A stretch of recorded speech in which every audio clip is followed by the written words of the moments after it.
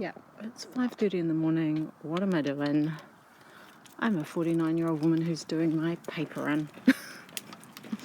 It's crazy. I am here. You can't even see, it's so dark.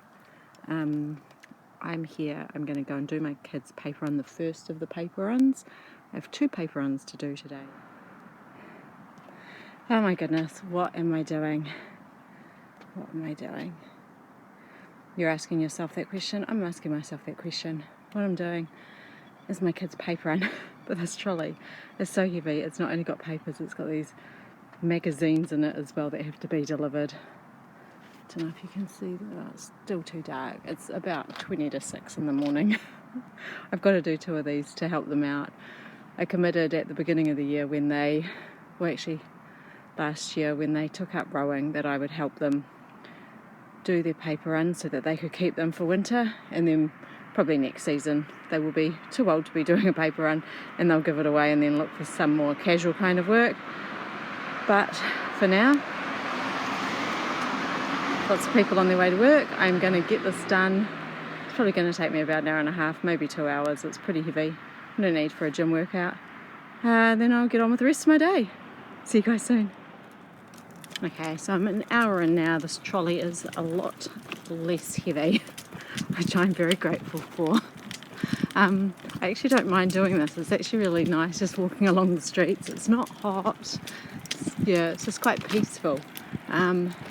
Which might sound funny because I have a decent job, like I earn decent hourly rate, probably 5 times or 6 times what I'm doing now to help the kids out.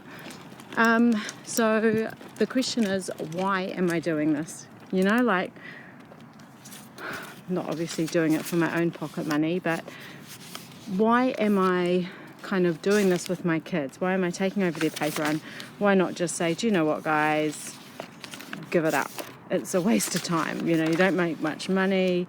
We don't really have time for it over the summer because you're very busy with sports. Hey, I'll just help you out and top you up a wee bit. We could do that.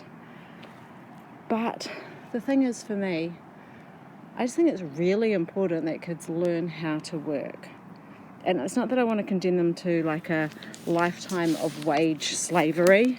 I don't want to be making them think they have to get like some kind of rubbish job and work there for the rest of their lives, But if that's the only job they can get, that is actually the job they're going to have to take. I don't know what the world is going to look like, and I don't want anyone in my family thinking they're too good for any particular job, actually.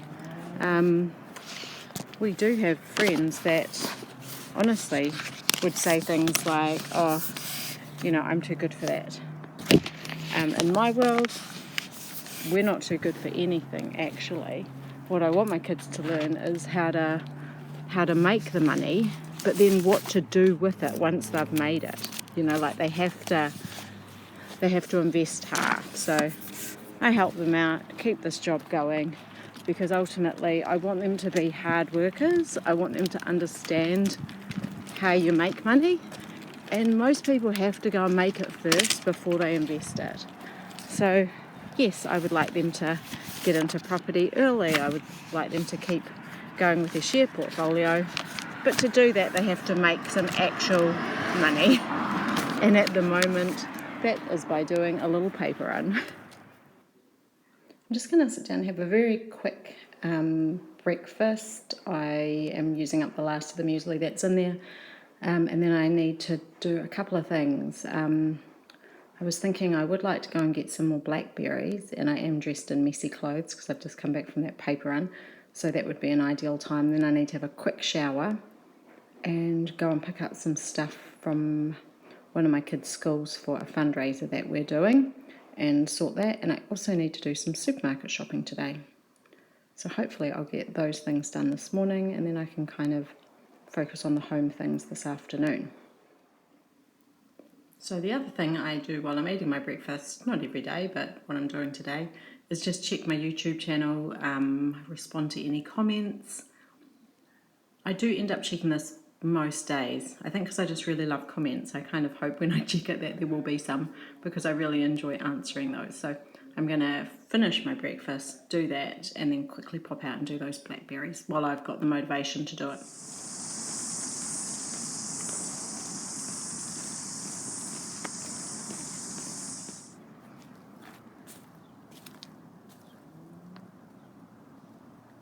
Coming back a week later, and there's some more ripened blackberries. We will definitely have plenty of these to add to our smoothies over winter. I just love being in these spaces where it's wild, and I feel just like in my everyday life that I'm being a little bit intrepid. I mean, I am just going to pick blackberries on an abandoned section, so it's, you know, it's not that crazy, but it's just a little thing in my day that I do, or a little thing in my week that makes me feel resilient, and it makes me feel connected to the spaces around me.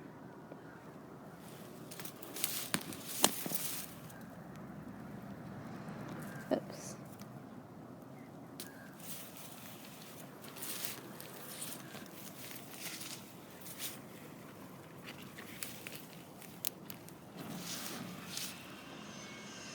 There's definitely other people who do this too, because even though I've been here before and stamped down some of the grass, it's definitely stamped down more, and some of the patches are empty. So here there were quite a few last time, but they've been picked, so just have to go a bit deeper into the thicket. Not as many as last time, but a much easier forage and quicker.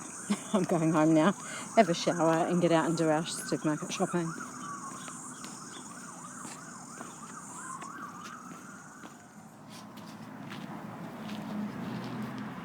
So I just wanted to show you guys how I look after the chooks. It's been really wet, so I wanted to come in here and just clean out the chicken coop, make sure it's all dry. I've opened it up, and when I say opened it up, I just have, you know, there's those side windows and there's also a back bit. So this was a crate I got from the eco shop, I think it's called, just basically the dump shop, things that people are going to chuck out. And it was a live animal carrier. Then it got really bad weather, so I had to make some sides. So I made that to go over the front, you know, so I shut the door, and then it was really bad weather, so I made like a little canopy, a little awning, and I put tent pegs on it so it stays out like this, so they could still, their coop would stay dry even during the day. And I have kind of what you might call windows on the side, and those have a bit of old wood in them. Again, it's just a sack. I've sewn it all together just with bits of string and a wool needle, and then that goes over these windows if it's wet, just to keep the chickens dry. Obviously I have just put this all together myself and I'm not showing you for any other reason other than just for the fun of having a look and seeing where the chickens live. So in here I've just got newspaper down on the bottom, and then wood shavings, which I buy from Bunnings. I think they're $30 for a huge bag. I'm on my first bag still, but getting to the end of it, and yeah, we must have had chickens now for at least 5 months, I guess. So it's lasting a long time. I'd probably go through 2 of those bags a year, I reckon.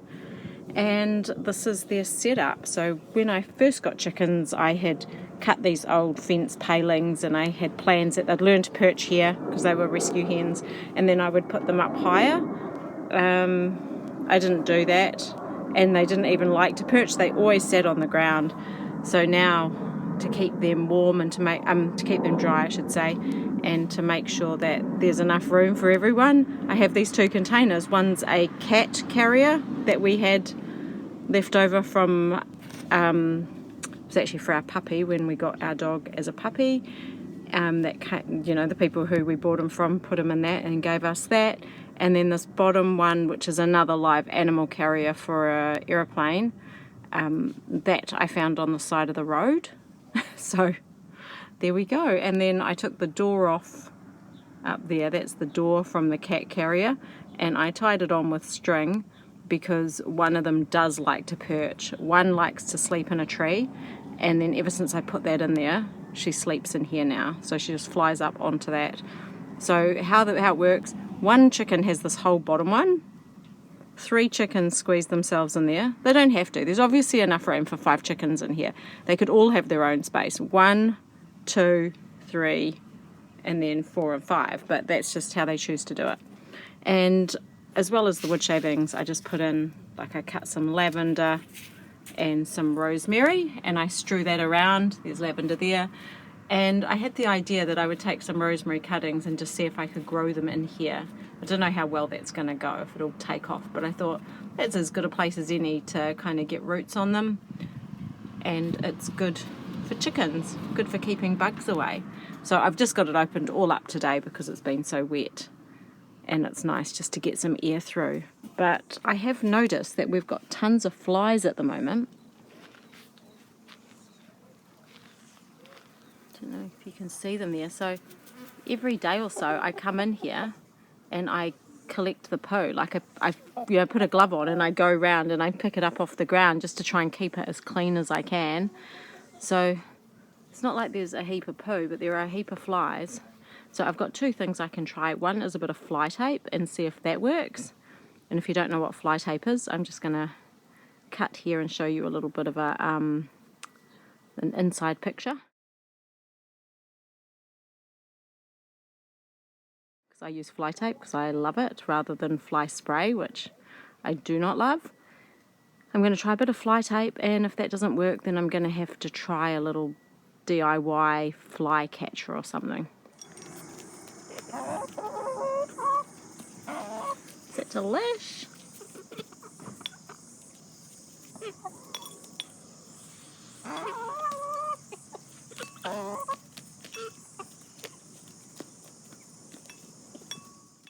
So here's the coop in all its glory, ready for a rainy night.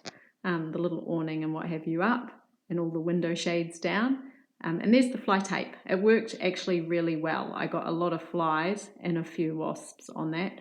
So I'm probably not going to worry with the fly catcher at the moment. Okay, this is today's bounty. 1.3 kgs of tomatoes, handful of strawberries, and some eggs. I can't bother digging anything up from the garden. We don't need anything per se. So I'm just going to leave it at that. But, not these tomatoes, but ones I've got in the fridge. I've got a plan for them, and that is this. I'm going to be making some tomato relish. So to make that happen, I actually need to put the tomatoes and onions into a non-metallic bowl, and I need to sprinkle them with salt and leave for 12 hours. So that's what I'm going to get ready to do now. Yum. So first of all, I just blanch the tomatoes. I just boil a pot of water and then chuck a few tomatoes in. I'm doing this one here as an example, but it actually works really badly. I haven't, the water wasn't hot enough yet. So I have to put that to the side and grab a different one and then reboil the water so that the skin just, peels off super easily. Once I've quartered them all, I'm just putting them in an old ice cream container, and I'm adding 2 tablespoons of salt, and then I'll cover those and they will kind of like bring up all the juices, and then in the morning I'll be able to drain that off and get cracking with making my relish. So this is the chaos in my kitchen. I've done the tomato relish. That's just a little bit what's left over. I will put that in a plate and we'll just use that once it's cooled down. And then there's just 4 jars there. But I'm really, really happy because this is the first time I've ever been able to make anything with my own tomatoes. I have never grown enough tomatoes to kind of feel like you could put some aside. That if I've ever grown tomatoes, it's only ever enough for a few, for a salad or something like that. So we've got tomatoes coming out our ears. We've given tons away, and I'm really, really excited to have preserved some. My plan here was to do a very quick kitchen tidy up and then sit down and do a cache stuff and include it all in one video, but it's just too big and my little iPod cannot take the number of gigabytes it's taking. So I'm going to do that in a separate video. So, this one's going to go up, and then probably tomorrow or the next day my cache stuffing one will go up, and then I'll be able to clear some space on this iPod and get back to normal. So unexpectedly, that's it for me. I hope you guys Have a great day, and I look forward to catching you next time. Mā te wā.